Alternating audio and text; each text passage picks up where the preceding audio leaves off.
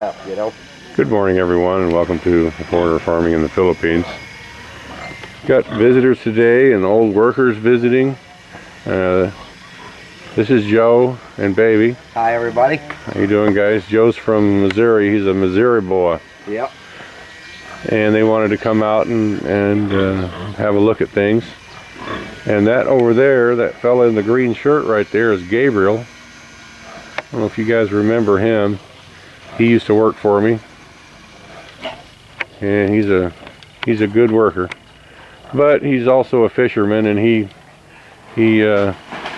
most of the time he prefers his fishing over a shovel and a bar, and honestly I can't really blame him on that. The rat just went up the tree there.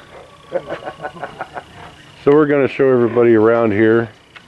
I'm gonna do a little update video too. Well, look at them critters getting after it right there. The buffet is open. Yes, it is. These little guys are all doing good. There's 12 in this litter. What happened to that little one that you was had to go into town for? The little one that I was nursing, she didn't make it. She ended up dying that evening. Right. I was just, I feel bad, but I was so sick that day, I was just too slow on the draw. Right. I was like 6 hours late on starting her intensive care.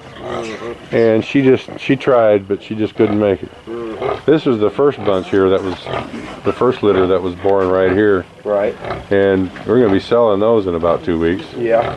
So not all of them. We're going to keep 2 or 3 of these females out of this bunch. Right. Because she's such a good mom. And mothering is hereditary. Right. To a certain extent. Right. And with this particular litter, there's 9 in the litter and 7 were females. There are only 2 males. Oh yeah. So, we don't want to crazy expand. We're only going to pick the ones out of this that are 14 teats or more. So, and I haven't checked, so we may not even keep any out of this, but we'd like to keep a couple out of that litter. Right. And this sow here is not, careful with her. I was just going to say, Okay. she, are you in a better mood this morning? Huh? Protecting her. She is just, she ran Ippy out of the pen the first day. Yeah. And I was able to get in with her, but I still wouldn't turn my back on her. Right. She's just too good of a mom. Right. She didn't want anybody messing with her piglets. And I'm on the fence. Of course, it'll be Marcel's call what we're going to do, but she only had 6 piglets. Right. And she's got an attitude problem. Yeah. So she may be down the road. If it was any other pig, their first litters are usually not that big. Right. So any other pig, give her another chance and see if she throws 10 or 12 the next time. Right. But she's, I'll try to work with her a little more, and I have been working with her a little more. She'll let me in the pen now. But that first day, it was, the hair stood up on the back of my neck for probably 30 minutes. Right. While I was in there and yeah. and knew better than to turn my back on it. Right. But it's pretty good how you got the mortar set up in here too. Yeah, that's a must. Yeah. I know some people who have small piggeries. Yeah. Everything's carried by hand. Right. I mean, and it's sloppy and messy too. Yeah. This is a lot better setup. Well, it's going to be. We're just now getting it all changed around to the way that it needs to be. In hindsight, probably could have saved a couple of 100,000 pesos if we'd done it right the first time. Right, but you don't know. You learn, You learn as you go, and I was doing it the way that we'd done it in the States. Yeah. Everybody's looking good here. We're doing another set of double pins. Space is an issue at the moment. So what is? Space. Space, oh yeah. We've got too many of these young gilts. The sows are doubled up. And they're getting to a size now where it's just untenable. Yeah. What happens is this little gal here had somebody in there with her up until yesterday. And so that's what that purple spray is. It's a spray-on disinfectant. Right. Antibacterial thing, but and she was smaller than the other ones, so they'd root around, and those waters are their edges are smooth, but still it's a piece of metal sticking out. Yeah, right, bruising it. And when you get really pushed into it, it'll even break the skin. Right. So we just got to get it right. And it's nap time here. Yeah, it is. What are you guys doing, huh? They're all full and they're all milk drunk and sleeping it off. right. They're doing well. It looks like it. We're pretty pleased with the whole everything that we've gotten here. Right. Because we've been lucky. Yeah. I mean, you create a lot of your own luck, but Right. you still have to have some. Yeah. So Well, yeah, of course. yeah, this is the final setup Yeah. for the fairing pins here, and it's good enough. Right. So what do you got the rebar sticking out here for? That keeps the sows from laying down against the wall. Okay. So. Because they just prefer to lay against the wall. Right. And you see the size of her, and these piglets are almost twice as big now as when they were born. Right. So if one of them is next to the wall, like that one's sleeping right there, and she lays down, then you have a little pancake instead of a little pig. Okay. And that makes sense. a lot of the times they won't get up off of them, and they'll just crush them and kill them. Yeah. So this works out. I didn't know that. This has just worked out really well. So where'd you figure all this out at? I mean, I know you had your studies. You know, it's funny. I've forgotten as much as I know about raising pigs now. I've forgotten. Right, because you didn't do it. I mean, because I'm just getting old and senile, and it's been 30 plus years since I raised a pig. Okay. And I had seen something close to this setup before, but I came to the conclusion that since I'm in the Philippines, do it the Philippine way. Right. But you know, the Filipino way just isn't the best way sometimes. Right. Yeah, I've seen that too. And this design is just not at all common here. Right. I've asked people, and nobody's ever seen anything like this. Right. I figured they didn't. I just figured the way you were doing it was probably different than everything. Yeah, even the vet and the tech guy that come out and their eyes get big and they just look at it, and I can see they're absorbing it. How it works and what the purpose is, but they've never seen anything like this before. And because I was just going along the way that they did things here, it never even really occurred to me. What we were going to do before is these rails here that are going along the pin. I was just going to put crossbars here, top to bottom, and square that in, and just move the pigs back and forth. Right. That is a labor-intensive, yeah, that's a lot of work. not great way to go. No, I don't and so think it I is finally either. just made up my mind I was just going to do the rail, because it works. You know, if you're a little bit attentive the first 48 hours, because that's the most dangerous time for them. Right. Because the moms, especially these first-time moms, they're not too on the ball. Right. And the piglets are tiny and not rambunctious. They're weak. They were just born. Right. So if you got to be pretty attentive the first 48, 72 hours. Yeah. Because even with that rail, I mean, if she lays down in the middle, they could still she could still get one under pretty easy. Oh yeah. So you basically have to babysit them at least the first 24 hours. Right. But at least this way, after that, then the little pigs can figure out, oh, mom's getting ready to lay down. Right. And they can even get under that rail and get it and stay completely out of the way. Yeah. So did you have the water and stuff in here when you built the wall? Yeah, the waterers were definitely. Now you got to re-drill and put your rebar in. Yeah, I mean, you know, almost 400,000 pesos into this whole barn. And as it's going to work out now, it's probably going to be another 200,000 to retrofit it the way that it should be. Right. But it would have only been probably 250,000 pesos if I'd done it right the first time. Yeah. Right. So it's going to end up being 600,000 pesos, and it could have been 250,000 pesos. Right. So when you build your next one, it'll be a lot cheaper. It's going to be a lot cheaper. Because the cost of this cement I mean, all this, you know, from there to there, Right. it was a cement driveway, basically. Right. 150 feet long and almost 20 feet wide. Right. Right. So that was a big expense, Oh, the yeah. concrete Major. for the floors. Major, yeah.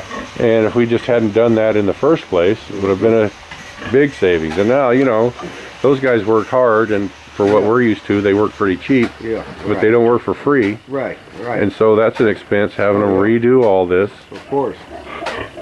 So you live and learn, and you go along, and hopefully everybody will learn from the mistakes I've made here and not make them themselves if they decide to ever have a piggery. Right. And you know, that was kind of the reason we made the channel in the first place, was to help and be helped as well. And I've gotten some great advice from people, from subscribers.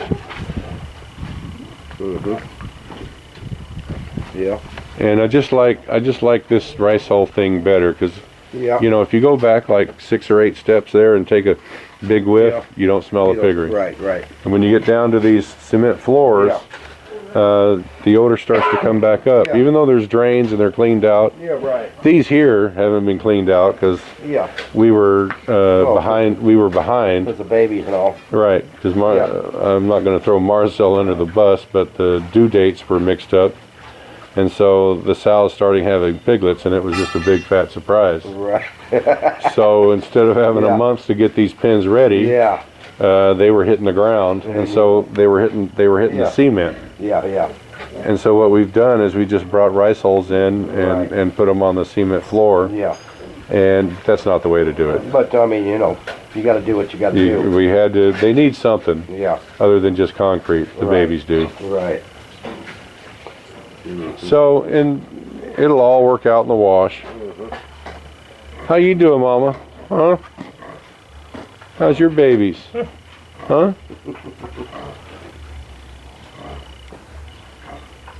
Doing pretty good. They look like too. They're looking like they're doing pretty good.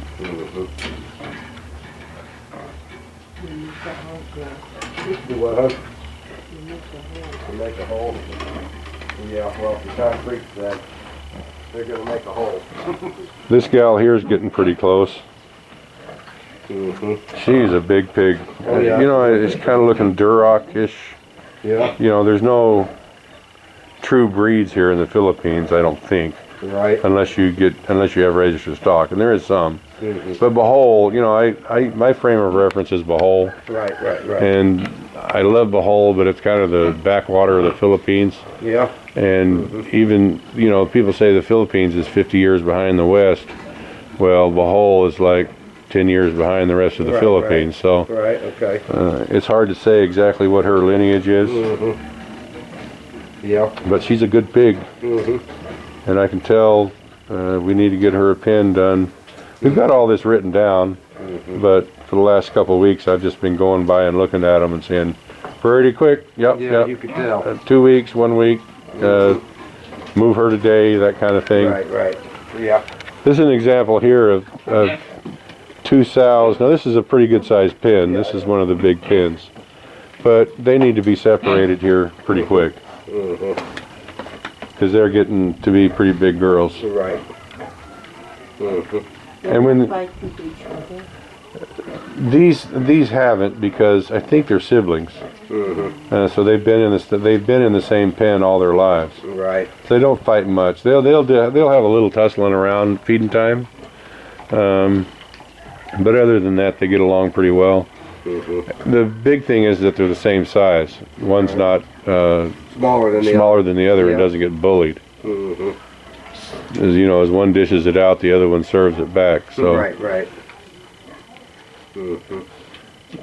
but the final thing here is that, you know, all the small pens are going to be for pregnant sows, Right.